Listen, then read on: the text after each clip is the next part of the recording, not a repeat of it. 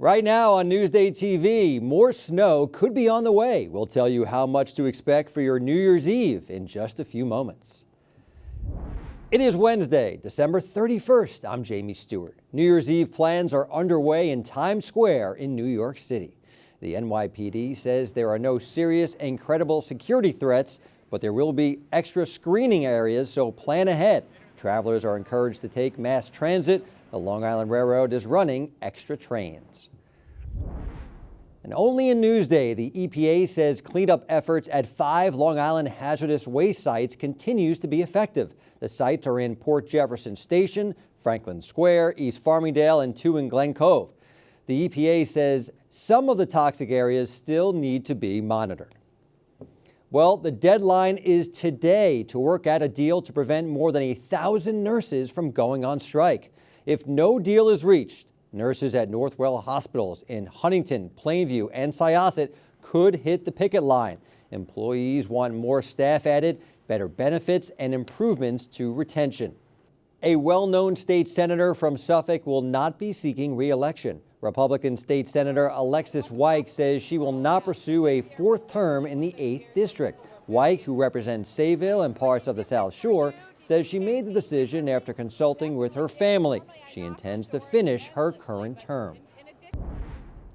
And checking out your hyper-local weather in the Futurecast. Temperatures in the low 30s today, a chance of some light snow tonight heading into the new year, and it's expected to be a windy January 1st, 2026. And here's a look at your 7-day forecast. Pretty mild first week of the new year. No rain or snow expected.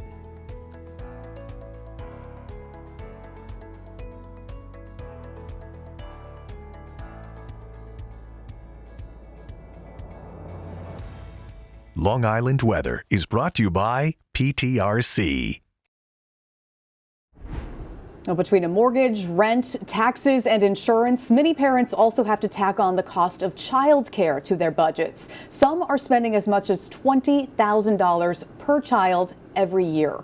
In New York City, Mayor-elect Zohran Mamdani made universal childcare a cornerstone of his campaign. Virginia Huey looks at whether that could become a reality here. The future is in our hands. Zohran Mamdani won the New York City mayoral election with a campaign promising sweeping changes to the affordability in one of the world's most expensive cities. Among his ambitious ideas is creating universal no-cost childcare for children 6 weeks old through pre-K. I think it's an awesome idea. I think it gives opportunities for families that are struggling. Michelle Cardenas is hoping Mamdani's concept will be expanded to Long Island. Cardenas is planning to move from Bayside to Long Island to be closer to work at Harbor Childcare in Mineola. Her 2 daughters are enrolled there.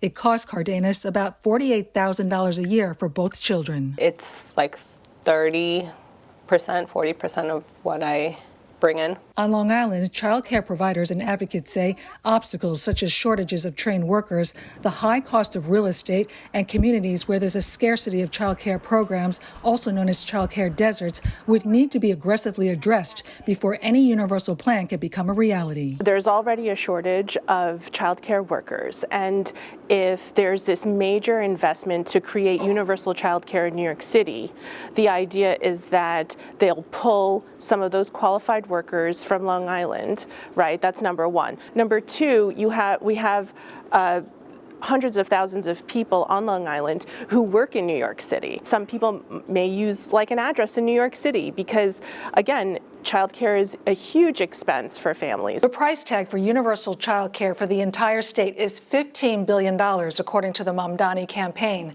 Mamdani has proposed raising taxes on the wealthiest New Yorkers and corporations to pay for it.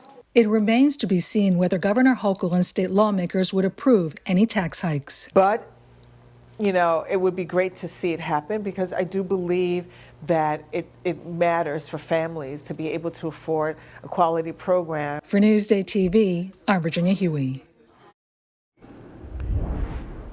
Joining me to talk about this is Newsday's Deputy Politics Editor David Cruz, Jennifer Marino Rojas, Executive Director of the Child Care Council of Suffolk, and Dr. Florence Profet Barbour, Executive Director of Harbor Child Care. Thank you all for being here with me. We appreciate your time.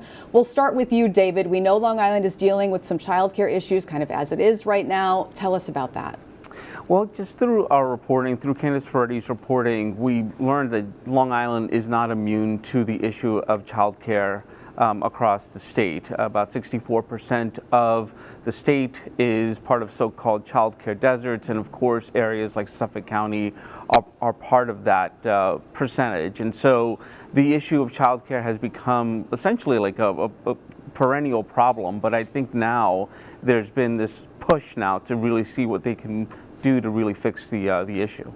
Absolutely. And Jennifer, we want you to kind of explain that for us. We've heard this term kind of child care deserts. Explain a little bit more about what those are and where they are on Long Island. Sure. So child care deserts are places where you have a lot of children but not enough child care to meet the need. And on Long Island, the biggest area is out east in Suffolk County, but there are pockets scattered throughout the island. And the reason for the deserts really can range from there's just no real estate available, but the bigger issue is probably that there's not enough families who can afford the cost of child care. So it's not a good business idea to build something where you may not have people who can actually afford to take advantage of it. Makes sense. So Florence, what is the concern for Long Island if this did come to fruition in New York City? If universal child care comes to fruition in New York City, it brings about several challenges across Long Island. The first is, of course, since universal child care is in New York City, many parents who work in New York City will probably find an address in New York City, or those who work for child care on Long Island would then migrate to New York City because the wages are probably going to be a lot higher. There's also concerns of how will Long Island be able to then scaffold this universal child care. As Jennifer mentioned earlier, there's no opportunity for us to maybe grow in certain areas. The capacity is not there. And also affordability. Can parents afford, if Long Island doesn't make the transition to universal child care, are parents going to be able to then afford child care? Because it's already, as mentioned in the piece, 30 to 40% of a person's salary, right. and that's expensive. So this could potentially be harmful for Long Island if we don't get on the same page as a city, if it does eventually. 100%. 100%. Well, David, let's go back to you on this. What would need to happen before universal child care could even be possible? Let's start there.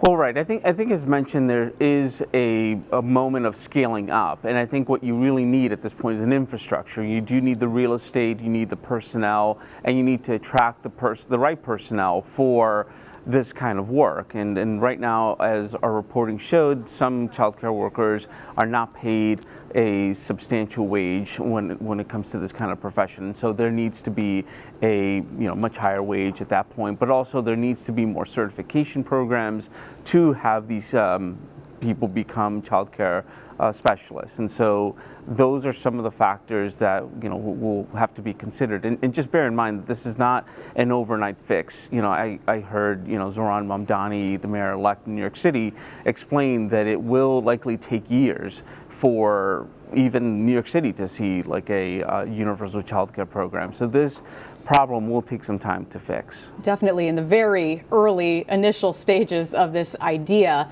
Florence, you run these child care centers, so tell us about this. Talk to us about the training process. Would it be difficult to find this many more reliable workers to fill the centers? There will be some difficulties. I mean, just the basics is our workforce needs to have at least 30 hours of training over 2 years, I apologize. Over 2 years, so 30 hours of training over 2 years. Mm-hmm. Also, some of our early childhood professionals do have a CDA, so that's 120 more extra hours that they put on top of what they do with the 30 hours. But what Dave said, which is also very critical to this conversation, is pay parity. Yes. What are we going to do to ensure that our early childhood educators are paid equally, if not more, than some others in the profession? Because the work we do is critical to people going back to work. It's an economic question, so there are so many variables across Long Island in terms of the workforce that needs to be addressed before before we can even entertain scaling this across Long Island. It's a multi-year investment. We have some hurdles to overcome, that's Absolutely. for sure. So Jennifer, let's talk about how this could get implemented realistically. How long could this take? It will definitely take quite a few years to get there, but a lot of work has been done. I was a member of the governor's task force on childcare, and we issued a roadmap of how to get to universal care. There is a new plan for statewide universal care that would be done in stages. As Florence said, we need to build up the workforce. We need to figure out how the current workforce can get paid in a way where they're not actually accessing public benefits, which is something that happens now because of the way childcare is structured. And the most important thing we need to do right now is fix and shore up the current childcare assistance program. Right now, 30 counties, including Suffolk County, have closed their intake completely because there is not enough money.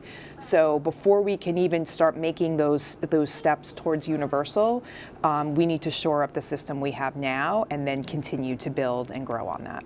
Well, Jennifer, you mentioned Governor Hochul and the issue of paying for this. Let's get back to you, David. Just kind of explain for our viewers, where does Governor Hochul stand on this issue, and how would the state pay for something like this? Well, that's the multi-billion-dollar question right now, right, in terms of where to find the money. And of course, everyone wants to see childcare, universal childcare, be a reality, but it's a matter of like, where do you find the money? And of course, Zohran Mamdani has mentioned perhaps taxing corporations, and of course, Hochul has not really weighed in on whether or not that's even. Or I think she has weighed in on whether or not they want to tax corporations, but she definitely does not want to tax the wealthiest at this point. That is sort of off the table right now. And of course, the session starts again in January next month. They have about 4 months to figure out where they can find any kind of money. But even then, even if they find solutions here, it will, of course, take some time to sort of see this implemented. So the next 4 months will be very, very interesting. For sure. Again, yeah, we're very much in the initial stages of this, but an important topic. Childcare is something that, you know, a lot of people rely on, maybe don't have family or in-laws, and it is expensive. So we will just have to wait and see what happens when and if this all plays out in New York City first. We, of course, will continue to follow the story and bring you any updates. My thank you to David Cruz, Jennifer Moreno-Rojas, and Dr. Florence Profet-Barbour for their time discussing this with us today. You can read more about the issue on our website, newsday.com.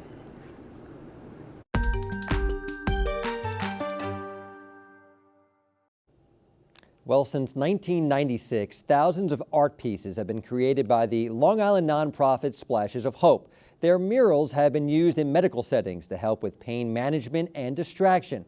Newsday photojournalist Chris Ware introduces us to them.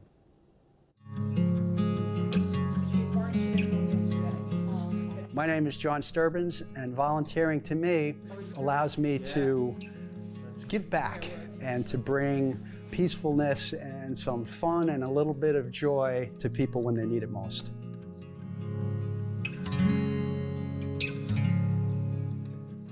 I'm a volunteer for Splashes of Hope. They're an incredible organization that's dedicated to brightening the world through art. Their whole mission is to heal and uplift, and they transform spaces for positive change. We work with VA centers, with hospitals, children's centers, social service facilities, a whole host of facilities, and we transform those facilities from clinical to colorful. And we do that using murals and all different kinds of art. People go through all sorts of challenges, serious medical challenges, mental challenges, physical challenges, and we can make somebody smile man, our mission's accomplished. It's great. Volunteering to me means giving back and helping others in a way that I can make a difference, a positive difference in people's lives. And the work that we do through Splashes of Hope allows me to do that. It's my way of, I call it splashing it forward. I love being part of an organization that brings comfort and a little bit of brightness to people when they really need it. And it's amazing to me to see how art can transform and inspire people. What makes this special is to see how everybody lights up. That's the magic. When this stuff happens, it's awesome.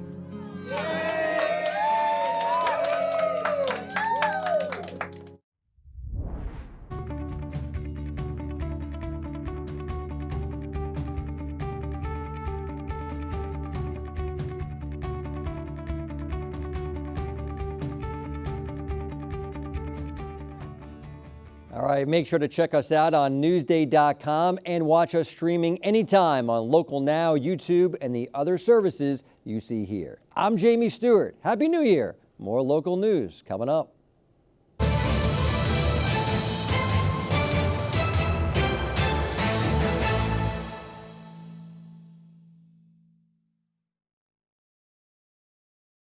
You'll always find something exciting with Carissa Kelman on Newsday TV. Today, I'm kayaking. Join Newsday's travel writer for adventures near and far, from vacations and destinations Fly fishing is all about having fun and connecting with nature. to hidden places and insider spaces. Right behind this velvet curtain, there's something waiting for us. Get the best bets about things to do on and off Long Island.